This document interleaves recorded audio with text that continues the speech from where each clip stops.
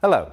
In this video, I would like to take you through setting up some of the most commonly used features on Defender, and also show you a few features that are a little less obvious, but no less useful for that. The first thing I would recommend is to download the Land Rover iGuide app.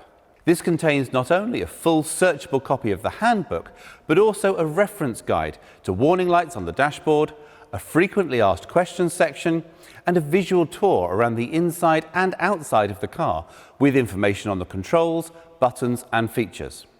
It's a great source of immediate information when a question pops into your head or you see a button and just wonder, well, what does that do? The remote app provides monitoring of many systems. When you first run the app, there is a quick start guide to aid setup, and then it provides control over remote locking and unlocking of the car, tells you how much fuel is in the tank, reports the last park location of the car so you can always find your way back to it, and it can export a full journey log in the form of an Excel spreadsheet. So if you're tracking business mileage, well, this is easy to keep track of. It also provides remote activation of the climate system, cooling the interior in summer before you get in, or warming and de-icing the car in winter whilst keeping the car fully secure. Okay, let's start then with the smart key. Lock and unlock seem pretty obvious with a reassuring click and folding mirrors responding to each one. Pressing the lock button just once will lock the car, pressing twice will double lock. This means the car cannot be unlocked from the inside, so even if someone smashes a window, they still can't open the doors. This simple step is crucial to keeping your vehicle secure. Always double lock either from the key fob or via tapping the door handle twice for vehicles with keyless entry. You'll hear a beep to confirm this is done successfully. Next, there is a button to unlock just the boot. All the other doors remain locked and alarmed, but the interior alarm is deactivated. Remember to lock the car again once the door is closed. Next, there's a handy button to trigger the lights. So if you're approaching the car in the dark or simply trying to find it in a dark car park, this will switch the lights on. By default, they will stay on for 30 seconds. This can be extended up to 4 minutes if you want, using the instrument panel inside the car. More on that later. Unlocking the car will also trigger the headlights, and they'll remain on for a short period after locking to provide light to see you to your door. The final button is a panic alarm. Press for 3 seconds or press 3 times in 3 seconds, and the horn will sound and the hazard lights will flash.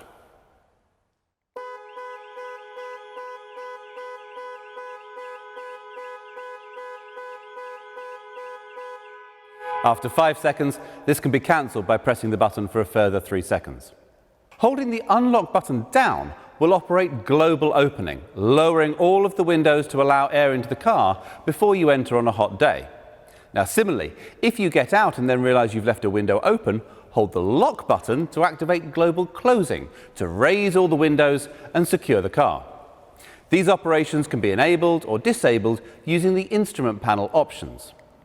If your car is fitted with keyless entry, you don't even need to remove the key from your bag or pocket. So long as it's within a foot or so of the car, you can just press the button on the door handle and the doors will unlock. When you leave the car, press the button to secure the vehicle.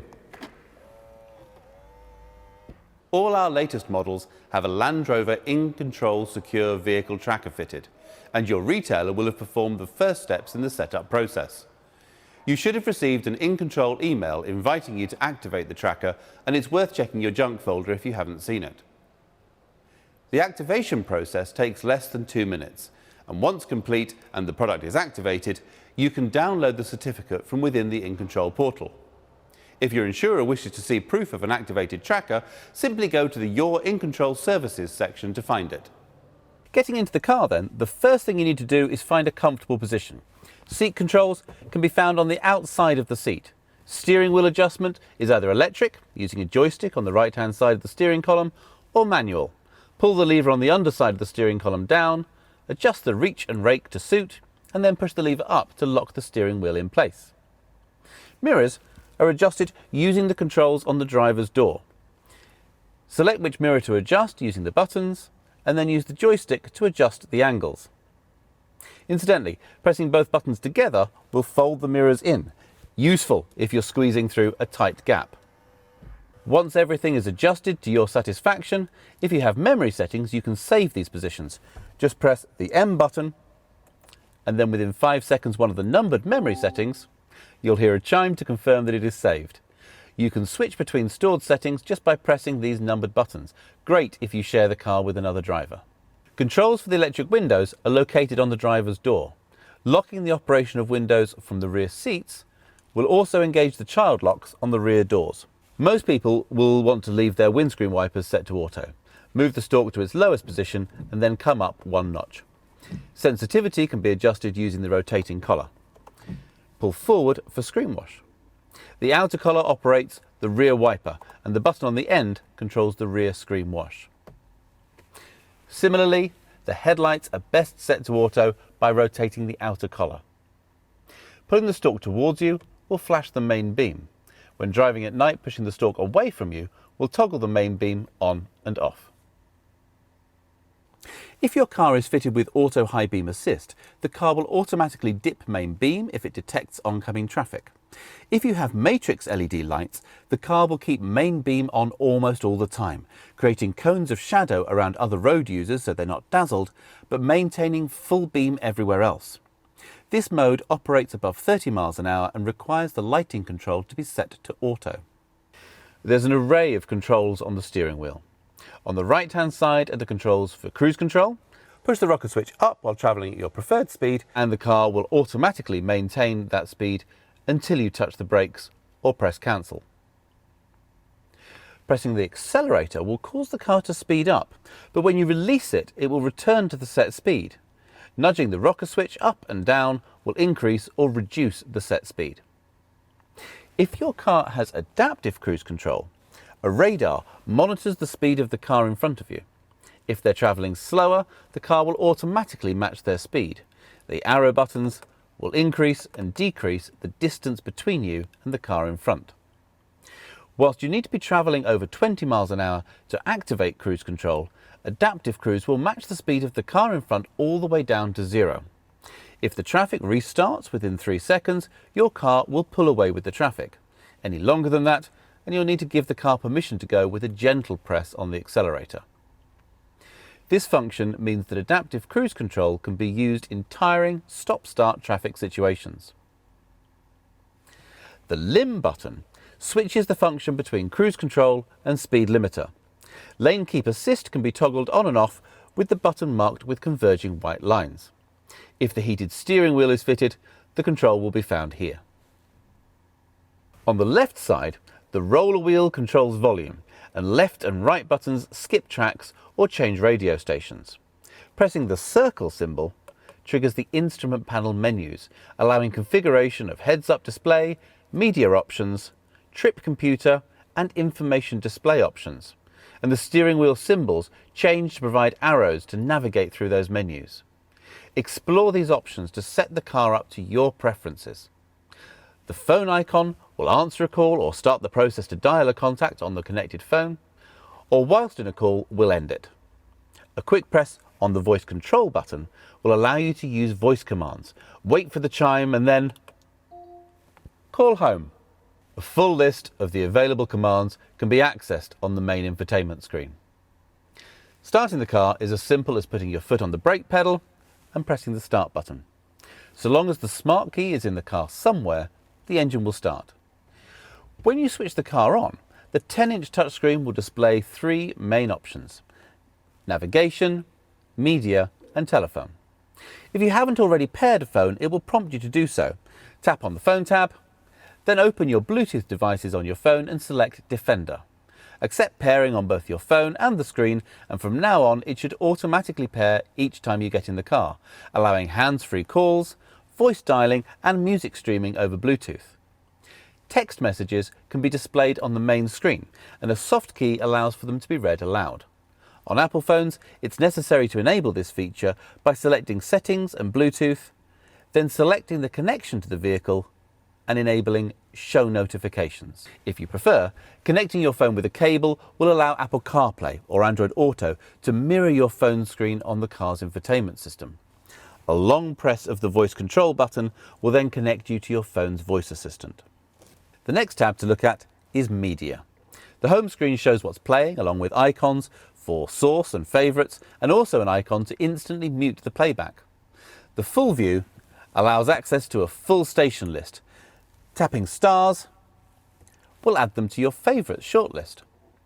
The phone I've just added will now also show as a source, jumping into the last audio played on the device. Browse will allow access to the full range of songs, artists and albums available on the phone. And again, many selections can be made by voice with a quick press on the voice button on the steering wheel. Tune radio to BBC Radio 2.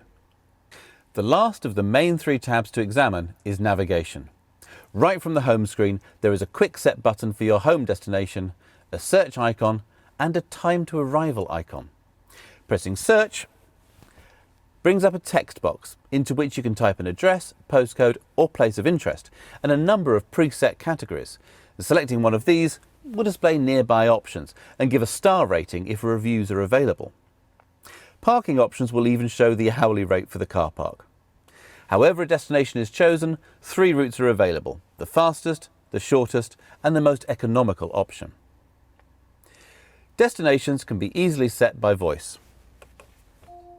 Navigation, take me to 33 Baker Street, London. Setting destination.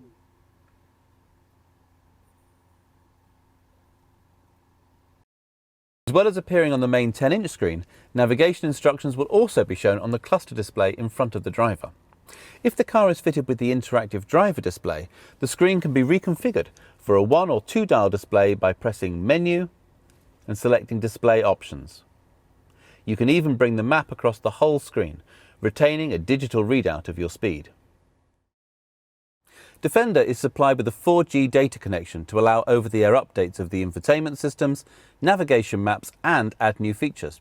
When the system has an update available, it will alert the driver on the main menu screen and ask for permission to update. Simply give permission, PIVI can update whilst driving. From the home screen, pressing the cog icon will take you into Settings, where you can find options for connectivity, languages and many vehicle safety features. It's worth looking through these to understand the full range of customization available. It is possible to set up 1 or more profiles to allow Defender to adapt itself to your needs. Enter Settings, select All and then Profiles. The car can be set to recognise different drivers, either by different smart keys or the signal from their mobile phone, so the system can develop separate profiles for each driver's preferences. If memory seats are fitted, this starts with automatically putting the seat in the correct position for each driver. It can also analyse behaviour to pre-select navigation routes based on your regular routine, store audio preferences and remember climate settings. So the car might automatically put the heated seats on when it's below 6 degrees outside. Remember that you listen to a particular radio station on the way to work, but listen to a podcast on the way home. Know that on Thursday you come home via the gym and set the navigation accordingly. It will also remember that you like a 1-dial display, but your partner prefers 2 dials with the map shown between them. Obviously, this involves storing a level of personal data, so when setting the system up, you can choose what data is stored on each profile. If you don't want it to store location data or information on your phone calling habits, just deselect these options. Back to the home screen. The camera icon reveals one of Defender's showstopper features, surround view cameras that can simulate an overhead view, but also a selection of views from around the vehicle known as Remote Scout. These are simulated views using data from the cameras and ultrasonic sensors. Areas which cannot initially be seen by the cameras are filled in when the vehicle starts to move. And of course, in off-road mode, there is the ClearSight ground view, showing exactly where the front wheels are on the terrain underneath the front of the car. The final icon on the home screen is Tile View, which shows all the available apps on the system. These can be added to the home screen by swiping left and selecting the Edit icon. Then drag the desired functions from the bottom row to the top. When you return to the home screen, you can side scroll through all the tiles. Many tiles show live information, so the wheel info tile shows that the differentials are unlocked and how much power is going to each wheel right from the home screen. The panel below the touchscreen is dominated by 2 large dials which set the temperature for climate control. Pressing the dial in will toggle function to control the heated seats. The terrain response modifier button will enable the right-hand dial to select different off-road modes, offering enhanced control for a variety of different circumstances. The ventilation modifier will allow the left dial to control fan speed. Front and rear heated windscreens and air recirculation are controlled with the centre panel. Defender's variable height air suspension can also be controlled from this panel. A Defender descends 40 millimeters to allow easier access getting in and out of the car, and can rise up 75 millimeters from normal drive height to give maximum ground clearance of over 29 centimeters on rough terrain, and enable the full wading depth of 900 millimeters. The rear suspension height can also be controlled using the switches in the load space, which can make loading the boot or hitching a trailer easier. You can even control the suspension height from the smart key. With the engine running and hazard lights activated, close the doors and press the headlights and tailgate unlock buttons simultaneously to lower the suspension, headlights and unlock to raise the suspension, and the headlights and lock to set the vehicle to normal height. More details about the operation of air suspension can be found in iGuide. Defender features a pistol grip gear selector. Press the brake, squeeze the trigger and pull towards you to engage drive, push away to engage reverse. Shifting towards you and then nudging to the left will enable sport mode. This will alter the operation of the automatic gearbox, holding onto gears longer to give punchier performance. The electronic park brake will disengage automatically when you drive away and re-engage when you switch the engine off.